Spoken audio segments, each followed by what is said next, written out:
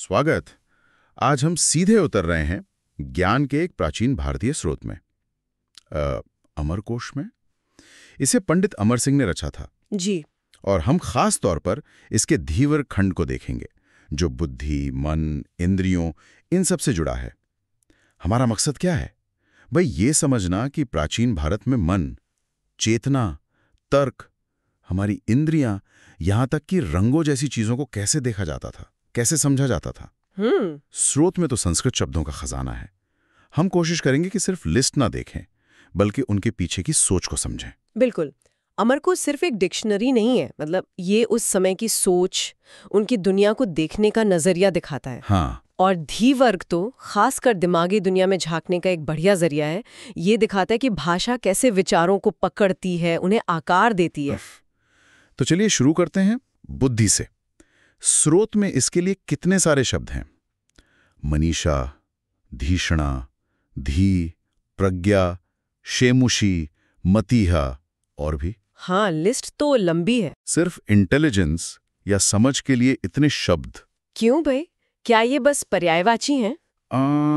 यह अच्छा सवाल है। हाँ। मुझे लगता है ये सिर्फ पर्यायवाची नहीं है। अच्छा। हाँ, बल्कि बुद्धि और अनुभूति के अलग अलग पहलुओं, मतलब अलग अलग शेड्स को पकड़ने की कोशिश है। जैसे? कुछ उदाहरण? जैसे प्रज्ञा को लें तो इसमें गहरी समझ, विवेक का भाव ज्यादा है। चित्त और चेतना तो सीधे सीधे जागरूकता, कॉन्शियसनेस से जुड़ते हैं। उपलब्धि में कुछ पाने, अनुभव करने का भाव है। और मति, वो शायद सामान्य समझ या ओपिनियन जैसी चीज हो सकती है। अच्छा, तो ये दिखाता है कि मानसिक प्रक्रियाओं का कितना बारीक विश्लेषण था। बिल्कुल, बहुत सूक्ष्म। हाँ, ये सिर्फ सोचना नहीं, बल्कि कैसे सोचना है उसकी बारीकियां हैं। और इसी से जुड़े और शब्द भी हैं, जैसे मेधा। जी, धारणावती धी। हाँ, मतलब ऐसी बुद्धि जो बातों को पकड़ के रख सके, याद रख सके। मेमोरी वाला पहलू। बिल्कुल, मेमोरी, रिटेंशन। फिर संकल्प है। संकल्प, ये तो इरादा हुआ, विल पावर। हाँ, इरादा, मानसिक कर्म। और फिर ध्यान, फोकस के लिए भी अलग अलग शब्द हैं, अवधानम, समाधानम, प्रणिधानम। जी, ये शब्द बताते हैं कि मन को एकाग्र करना, फोकस करना, ये एक जरूरी मानसिक क्रिया मानी जाती थी। इसी तरह चित्ताभोगो और मनस्कारः, ये बताते हैं कि मन किसी चीज में पूरी तरह कैसे लगता है, कैसे व्यस्त होता है। मतलब सिर्फ बुद्धि होना काफी नहीं, उसे सही जगह लगाना भी जरूरी था। बिल्कुल सही। एप्लीकेशन। और सोचने की प्रक्रिया के लिए भी शब्द हैं, चर्चा, विचारणा, विमर्श, डिस्कशन, कंटेम्पलेशन। जी हाँ, और भावना और वासना भी। वासना, ये शब्द तो अक्सर इच्छा के लिए इस्तेमाल होता है, लेकिन यहाँ इसका मतलब शायद गहरा है। सिर्फ इच्छा नहीं, बल्कि गहरे संस्कार, पिछले अनुभवों की छाप, इम्प्रेशंस। ओहो, ये तो सीधे दर्शन की गहराइयों में ले जाता है। बिल्कुल।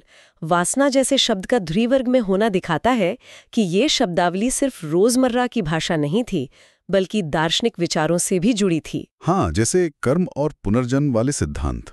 बिल्कुल, जहां पिछले कर्मों के संस्कार इस जीवन पर असर डालते हैं, वहां वासना एक जरूरी कॉन्सेप्ट बन जाता है। ये वर्गीकरण सिर्फ लिस्ट नहीं, एक तरह से ज्ञान परंपरा का नक्शा है। तो बुद्धि और मन की इन बारीकियों के बाद तर्क और संदेह के बारे में क्या है? यहाँ तर्का है, लॉजिक, ऊहा है, अनुमान या इन्फ्रेंस। जी, और एक दिलचस्प शब्द है अध्याहारः। अध्याहार, इसका क्या मतलब? मतलब किसी वाक्य में जो कहा नहीं गया, उसे संदर्भ से समझ लेना, इम्प्लाइड मीनिंग को समझना। अच्छा, ये तो काफी सूक्ष्म बात है। और दिलचस्प ये है कि तर्क के साथ साथ संदेह को भी जगह दी गई है। संदेह, डाउट? हाँ, विचिकित्सा, संशयः, संदेह, ये सब शब्द अनिश्चितता या डाउट को दिखाते हैं। ये तो महत्वपूर्ण है। मतलब सवाल पूछना, पूरी तरह निश्चित न होना, ये भी ज्ञान की खोज का हिस्सा माना जाता था। ऐसा ही लगता है। किसी ज्ञान प्रणाली में संदेह को स्वीकार करना बहुत मायने रखता है। ये दिखाता है कि सवाल पूछने की गुंजाइश थी। हाँ, और इस संदेह की तुलना फिर निश्चितता से की गई है। निर्णय और निश्चय, मतलब फैसला, सर्टेनिटी। जी, तो एक तरह से ये यात्रा दिखती है संदेह से शुरू होकर निश्चय तक पहुंचना। हाँ, लेकिन संदेह को नकारा नहीं गया है। बिल्कुल, ये आलोचनात्मक सोच, क्रिटिकल थिंकिंग की अहमियत दिखाता है। सही बात है।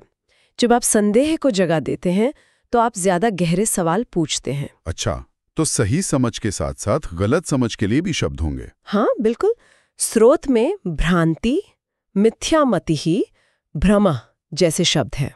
Error, illusion, mistaken belief. जी, और मिथ्या दृष्टि ही या नास्तिकता भी है। गलत दृष्टिकोण या अनिश्वरवाद। हाँ, यहाँ 2 बातें ध्यान देने वाली हैं। पहली, व्यापालह या द्रोह चिंतनम। बुरे विचार, दुर्भावना। हाँ, उसे भी इसी मानसिक या बौद्धिक श्रेणी में रखा है। मतलब नैतिक गलती को भी एक तरह का मानसिक भटकाव माना जा रहा है। हाँ। और दूसरी बात, साधारण गलती, भ्रांति और गहरे वैचारिक मतभेद या अविश्वास, मिथ्या दृष्टि में फर्क किया गया है। और इन गलतियों और भ्रमों की तुलना किसे की गई है? सिद्धांत और राधांत से।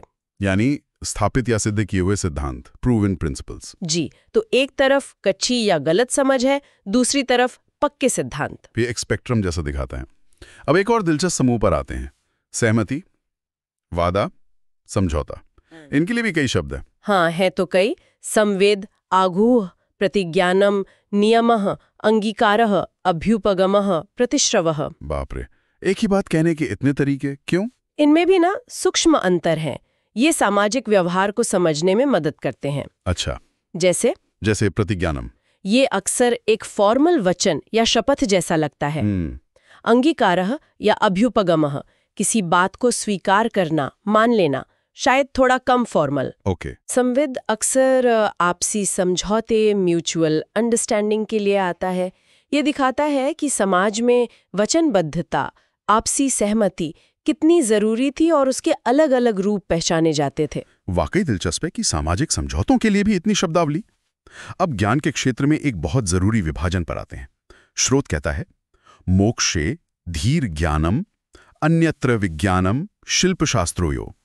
इसका क्या मतलब हुआ? इसका मतलब है कि जो ज्ञान मोक्ष यानी परम मुक्ति से जुड़ा है, उसे ज्ञानम कहा गया है। अच्छा, स्पिरिचुअल नॉलेज। हाँ, कह सकते हैं। लेकिन जो ज्ञान शिल्प यानी कला, कौशल, क्राफ्ट और शास्त्र यानी विज्ञान या कोई और विशेष विद्या से जुड़ा है, उसे विज्ञानम कहा गया है। तो ये एक बुनियादी फर्क है ज्ञान और विज्ञान में। जी बिल्कुल। तो क्या इसका मतलब यह है कि आध्यात्मिक ज्ञान को व्यावहारिक या तकनीकी ज्ञान से ऊपर माना जाता था? ऐसा लगता तो है। ज्ञानम का संबंध परम सत्य से है, जबकि विज्ञानम दुनियावी या विशेष क्षेत्रों के ज्ञान से। और मोक्ष के लिए तो और भी बहुत से शब्द हैं, मुक्ति, कैवल्यम, निर्वाणम। हाँ, श्रेयस, निश्रेयस, अमृतम, अपवर्ग। इतने सारे शब्द। ये दिखाता है कि इसे जीवन का परम लक्ष्य माना जाता था। कैवल्य योग दर्शन में आता है, निर्वाण बौद्ध और जैन परंपराओं में, अमृतम अमरता का सूचक है। ये सब मुक्ति के अलग अलग पहलुओं को दिखाते हैं। और इस परम ज्ञान मोक्ष का उल्टा क्या है? विरोधी। स्रोत में अज्ञानम, अविद्या, अहमतिह शब्द हैं। अज्ञान, गलत समझ, और अहमति मतलब अहंकार, ईगो। जी, मैं का भाव। भारतीय दर्शन में देखें तो अज्ञान या अविद्या को ही बंधन का कारण माना गया है, और ज्ञान को मुक्ति का साधन। बिल्कुल। ये वर्गीकरण दिखाता है कि ज्ञान का अंतिम उद्देश्य सिर्फ जानकारी जमा करना नहीं था, बल्कि अज्ञान और अहंकार को मिटाकर परम स्वतंत्रता यानी मोक्ष पाना था। मन और ज्ञान की इन गहराइयों से अब थोड़ा बाहर की दुनिया की तरफ आते हैं। हमारी इंद्रियां, स्रोत इन्हें कैसे देखता है? यहाँ विषयः शब्द आता है। हाँ, विषया मतलब इंद्रियों के ऑब्जेक्ट्स या विषय। कौन कौन से हैं ये? ये वही 5 हैं जिन्हें हम जानते हैं। रूपम, रूप, आकार या रंग। शब्दः, ध्वनि। गंधः, गंध। रसः, स्वाद और स्पर्शः। रूप, शब्द, गंध, रस, स्पर्श, इन्हें गोचरा या इंद्रियार्थाश्च भी कहा गया है। मतलब वो चीजें जो इंद्रियों की पहुंच में है। और इंद्रिय अंग के लिए क्या शब्द है? इंद्रियम, ऋषिकम, विषयी। यहाँ एक और जरूरी वर्गीकरण है। वो क्या? कर्मेंद्रिय और ज्ञानेंद्रिय। स्रोत में ज्ञानेंद्रिय के लिए धीन्द्रियम शब्द है। कर्मेंद्रिय और ज्ञानेंद्रिय मतलब? कर्मेंद्रिय वो है जो कर्म करती हैं, जैसे हाथ, पैर, वाणी और उत्सर्जन अंग, पायवादी। अच्छा। और ज्ञानेंद्रिय या धीन्द्रिय वो हैं जिनसे ज्ञान मिलता है, आँख, कान, नाक, त्वचा। और मन, मनोनेत्रादि। मन भी? मन ज्ञानेंद्रिय? हाँ, मन को भी यहाँ ज्ञानेंद्रिय माना गया है। शायद इसलिए कि वो बाकी इंद्रियों से मिली सूचना को प्रोसेस करता है, समझता है। ये वर्गीकरण बहुत साफ है, कुछ हम काम करने के लिए, कुछ जानने के लिए। अब इनमें से एक विषय रस यानी स्वाद पर आते हैं। स्रोत में 6 रसों यानी षड रसाः का जिक्र है। कौन कौन से? ये है मधुर यानी मीठा, अम्ल यानी खट्टा, लवण यानी नमकीन, कटु यानी तीखा चरपरा, तिक्त यानी कड़वा और कषाय। कषाय मतलब कसैला, जैसे कच्चे केले या आंवले का स्वाद। बिल्कुल वही, कसैला। ये तो वही 6 रस हैं जिनका जिक्र आयुर्वेद में भी खूब आता है। जी हाँ, हालांकि अमरकोश सीधे आयुर्वेद का ग्रंथ नहीं है, पर ये वर्गीकरण आयुर्वेद का आधार है। अच्छा। आयुर्वेद में तो इन 6 रसों का शरीर पर क्या असर होता है, इसी आधार पर खाना पीना, दवाइयां तय होती हैं। सही बात है। मतलब स्वाद सिर्फ जीभ का अनुभव नहीं, बल्कि शरीर पर असर डालने वाला गुण माना जाता था। बिल्कुल। स्वाद के बाद गंध की बात करते हैं। यहां भी शब्दों में बड़ी बारीकी दिखती है, जैसे परिमल। हाँ, विमर्दोत्थे परिमलो, मतलब वो गंध जो रगड़ने या मसलने से निकले। अच्छा। और आमोद? आमोदः सौगंधिकः समः, वो खुशबू जो फैलती है, दूर तक जाती है, तीव्र सुगंध। फैलने वाली गंध? हाँ। और निर्हारा या समाकर्षी भी कुछ ऐसा ही है, दूर तक जाने वाली। हाँ, दूर तक जाने वाली या अपनी ओर खींचने वाली गंध। अच्छी गंध के लिए भी कई शब्द हैं, जैसे सुरभिः, घ्राण तर्पणः। घ्राण तर्पणा मतलब नाक को तृप्त करने वाली। कितनी खूबसूरत बात है ना? है ना? फिर सुगंधिः, अच्छी गंध, इष्ट गंधः, प्रिय गंध, और आमोदी या मुख वासना। मुख वासना शायद पान, सुपारी, इलायची जैसी चीजों की खुशबू के लिए हो सकता है, जो मुख को सुगंधित करे। मुझे हमेशा हैरानी होती है कि गंध जैसी चीज जो इतनी क्षणिक सी लगती है, उसे इतने सटीक शब्दों में कैसे बांधा। हाँ, ये भाषा की ताकत है। और बुरी गंध के लिए भी शब्द है, दुर्गंध या पूतिगंधी, जी बदबूदार। और एक खास शब्द है विश्रम। विश्रम ये क्या है? आम गंधी तु विश्रम स्यात्, मतलब कच्चे मांस जैसी गंध, रॉ मीट की स्मेल। ओहो, कितना स्पेसिफिक। ये भाषा की वर्णनात्मक शक्ति दिखाता है। सिर्फ अच्छा या बुरा नहीं, बल्कि गंध कैसे पैदा होती है, कैसे फैलती है, कैसा महसूस कराती है, सब पर ध्यान है। अब आते हैं रंगों पर, वर्ण पर। यहाँ तो शब्दों की जैसे बाढ़ आई हुई है, खासकर सफेद रंग के लिए। हाँ, सफेद के लिए तो बहुत शब्द है। देखिए, शुक्ल, शुभ्र, शुचि, श्वेत, विशद, श्वेत, पांडर, अवदात, सित, गौर, अवलक्ष, धवल, अर्जुन, इतने सारे। जी। क्या इनमें कुछ खास अंतर हैं? शेड्स हैं ये? जरूर होंगे, हालांकि हर एक का सटीक अंतर बताना अब मुश्किल है, पर कुछ अंदाजा लगा सकते हैं। जैसे धवल शायद बहुत उज्जवल दूधिया सफेदी हो, विशद का मतलब शायद साफ या चमकीला सफेद हो, अर्जुन शब्द चांदी जैसा सफेद, सिल्वरी वाइट का भाव देता है। अर्जुन चांदी जैसा। हाँ। अच्छा। पांडु, पांडुर, हरिण, ये शायद हल्के सफेद या पीलेपन लिए सफेद हो, पेल व्हाइट या येलोइश व्हाइट। और गौर? हाँ, गौर शब्द सफेद या पीला दोनों के लिए आ सकता है, संदर्भ देखना पड़ता है। तो मतलब सफेद रंग के भी इतने शेड्स पहचाने जाते थे, कमाल है। काले रंग के लिए भी कई शब्द हैं। जी, कृष्णे नीलासित श्याम काल श्यामल मेचकः। कृष्ण, नील, असित, श्याम, काल, श्यामल, मेचक। क्या ये भी अलग अलग तरह के काले रंग है? डार्क ब्लू भी है इसमें? नील? संभवतः नील का अर्थ गहरा नीला या काला हो सकता है। श्याम अक्सर गहरे रंग या सांवलेपन के लिए आता है। मेचक भी गहरे काले रंग का सूचक है। ये रंगों को बहुत बारीकी से देखने की प्रवृत्ति दिखाता है। पीले और हरे के लिए? पीले के लिए पीत, गौर जैसा हमने देखा, और हरिद्राभ। हरिद्राभ, हल्दी जैसा पीला। बिल्कुल। और हरे के लिए हरित, हरित, पलाश। पलाश, शायद पत्ते जैसा हरा। हाँ, हो सकता है। और लाल रंग, यहाँ भी विविधता है। लोहित, रोहित, रक्त, शोण। जी। और एक खूबसूरत शब्द है कोकनट छव्य। कोकनट छवि मतलब लाल कमल जैसा रंग। हाँ, और अरुणा है। अरुण, वो हल्का लाल या भोर का रंग। जी, हल्का लाल या अव्यक्त रंग। और एक मिक्स्ड भी है, पाटलः। पाटल, जिसे श्वेत रक्त कहा गया है, सफेद लाल मतलब गुलाबी। हाँ, गुलाबी या गुलाब जैसा, रोज पिंक, कितने काव्यात्मक नाम हैं। प्रकृति से जुड़े हुए, कमल, हल्दी, पत्ते, भोर, चांदी। बिल्कुल। और फिर कुछ मिश्रित या भूरे रंग भी हैं, कपिश या शाव। हाँ, ब्राउन या भूरापन लिए हुए। फिर धूम्र या धूमल, धुएं जैसा, जिसे कृष्ण लोहित यानी काले लाल का मिश्रण बताया गया है। जी।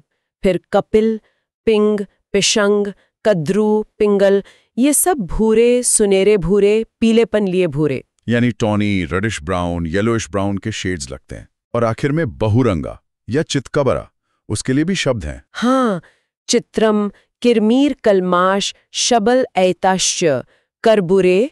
चित्र, किरमिर, कलमाश, शबल, एत, करबुर, ये सब धब्बेदार मिक्स्ड कलर पैटर्न के लिए हैं। रंगों की इस लंबी लिस्ट से एक बात तो साफ है, अवलोकन, ऑब्जर्वेशन बहुत गहरा था। हाँ।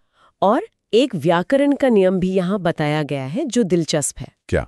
कि जब रंग का नाम लिया जाता है, मतलब गुण का नाम, जैसे सफेदी, कालिमा, तो शब्द पुल्लिंग होता है, शुक्लः गुणः, कृष्णः गुणः। अच्छा, लेकिन जब रंग किसी चीज का गुण बताता है, मतलब विशेषण के तौर पर आता है, जैसे सफेद कपड़ा, तो शब्द उस चीज के लिंग के अनुसार बदल जाता है। गुड़िलिंगस्तु तद्वती। मतलब शुक्लम वस्त्रम नपुंसक, शुक्ला शाटी स्त्रीलिंग। बिल्कुल। ये दिखाता है कि भाषा कितनी सटीक और नियमबद्ध थी। तो अमरकोश के इस द्विवर्ग से गुजरने के बाद क्या कह सकते हैं हम? मन की गहराइयों से लेकर इंद्रियों के अनुभवों और रंगों की बारीकियों तक ये वर्गीकरण हमें क्या बताता है? मेरे ख्याल से ये हमें बताता है कि उस समय की बौद्धिक परंपरा में दुनिया को, चाहे वो अंदर की मन की दुनिया हो या बाहर इंद्रियों की, बहुत व्यवस्थित, सिस्टमैटिक और विश्लेषणात्मक, एनालिटिकल ढंग से समझने की कोशिश की जाती थी।